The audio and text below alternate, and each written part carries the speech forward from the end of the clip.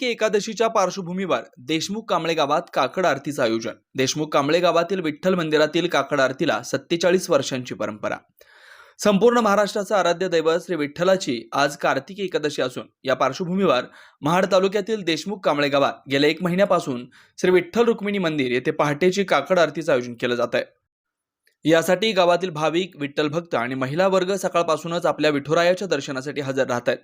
आज देशभरातून विठ्ठल भक्त पंढरपूर येथे विठुरायाच्या दर्शनासाठी हजर राहतात। मात्र ज्या भाविकांना पंढरपूरपर्यंत जाता येत नाही असे भाविक आपल्या परिसरातील विठ्ठल मंदिरात जाऊन विठ्ठल रुक्मिणी मातेचं दर्शन घेऊन आपली मनोकामना पूर्ण व्हावी अशी मागणी मागत असतात।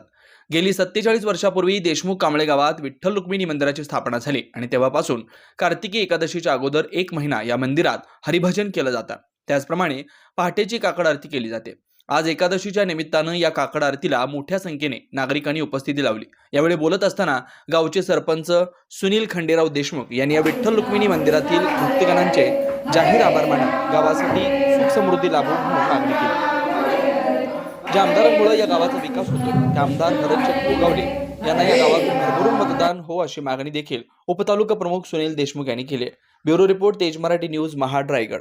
गेल्या 47 ते 48 वर्ष झाली मंदिराची स्थापना होऊन। तिथपासून या महिनाभर काकड आरती म्हणजे मला वाटतं कोजागरी पौर्णिमेच्या दुसऱ्या दिवशी चालू होते आणि त्रिपुरा पौर्णिमेला संपते।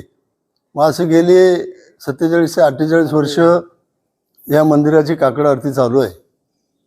पूर्वी काकड आरती करत असताना घाटगे महाराज हे असायचे। घाटगे महाराजांबरोबर ही मंडळी सगळी असायची। घाटगे महाराज आपल्यातून निघून गेल्याच्या नंतर राजेंद्र महाराज देशमुख, बबनदादा कळमकर, प्रकाशदादा कळमकर, तुकाराम माना सालेकर, आत्मारामदादा कळमकर ही मंडळी आणि सर्व महिला मंडळ, प्रकाशदादा कळमकर हे सगळी मंडळी गेली अनेक वर्ष काकड्याला या ठिकाणी येत आहेत। हे जवळ 3 जण मिलिटरीत म्हणजे देशाची सेवा करून आल्याच्या नंतर काकडा जो चालू त्यांनी केला तो आजपर्यंत ते काकडा करत आहेत। आज काकडा करत असताना या गावामध्ये अनेक अडीअडचणी येतात, पण ही मंडळी देवाकडे महिनाभर साकडं घातल्यामुळे पूर्ण गावाचं अडीअडचणी दूर होतात। आणि आज मी सरपंच म्हणून या नात्याने विठ्ठलाकडे मागणी केली की ह्या गावाचे सुखाचे, समृद्धीच्या भरभराटी या गावाची जावो। लहानापासून मोठ्यापर्यंत कुणाच्याही केसाला धक्का लागू नये अशी विठ्ठलचरणी प्रार्थना केली। या गावाचा विकास करत असताना आमदार साहेबांच्या माध्यमातून आम्ही या गावामध्ये विकास केला।